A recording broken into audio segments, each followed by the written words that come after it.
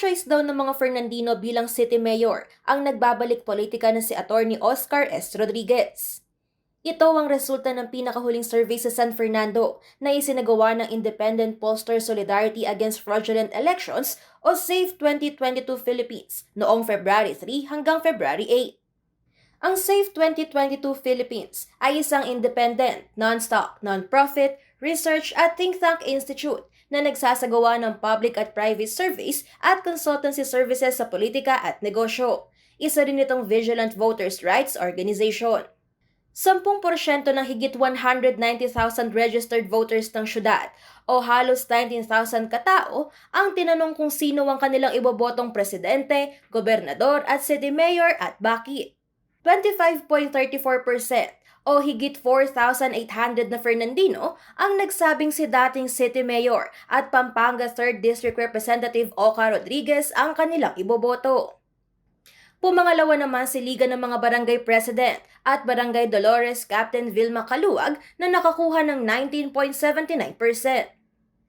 Si Vice Mayor Jimmy Lazatin ang pumangatlo na may 18.63% at sinunda ni Pampanga 3rd District Board Member Ross Vihenson na may 15.41%.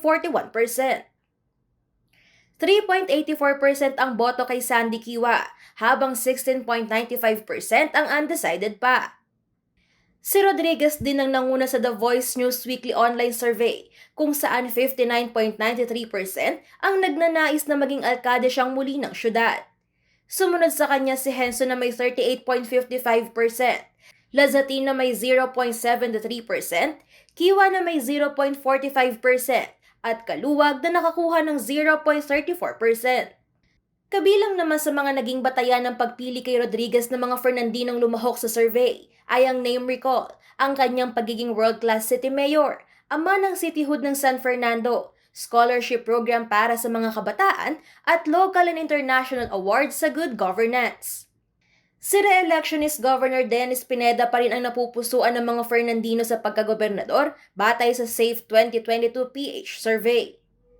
80.5% sa mga respondents ang nagsabing si Pineda ang kanilang iboboto, habang 14.49% ang pumili sa kanyang nag-iisang katunggali na si dating Candaba Mayor Danilo Bailon.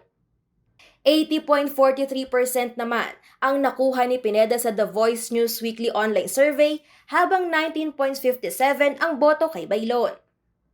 Samantala, sa ikatlong pagkakataon, nanguna si Vice President Leni Robredo sa napupuso ang presidential candidate ng mga Fernandino batay sa SAFE 2022 PH survey.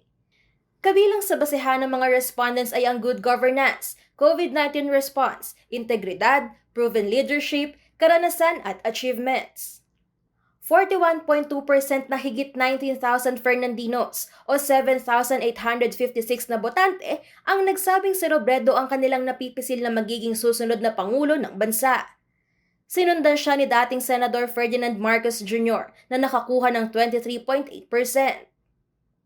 Nasa ikatlong pwesto naman si Manila Mayor Isko Moreno Dumagoso na may 14.1%, na sinundan ni na Senator Ping Lacson na may 8.4% at Senator Manny Pacquiao na may 7.68%. 4.68% naman sa mga respondents ang undecided. Nanguna na rin si Robredo sa dalawa pang magkahiwalay na survey. Ayon sa Data Analysis and Research for Elections o DARE, 41% ang nagsabing si Robredo ang kanilang napipiling presidente.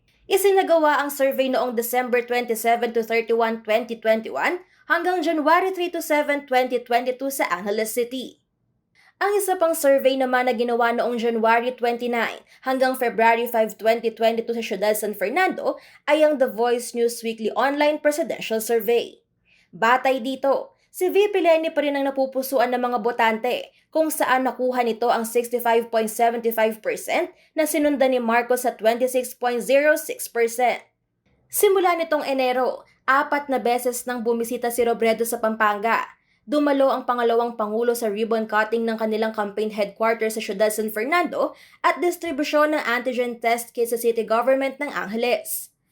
Bumisita na rin si Robredo sa Clark at sa iba't ibang campus sa syudad. Naging guest of honor at speaker din si Robredo sa 10 Outstanding Fernandinos Awarding o TOFA. Isa naman si Rodriguez sa tahasang sumusuporta kay Robredo. Ayon sa three-termer mayor ng San Fernando, may integridad, malasakit at epesyente ang leadership ni VP Robredo. Angelica Cara, CLTV News.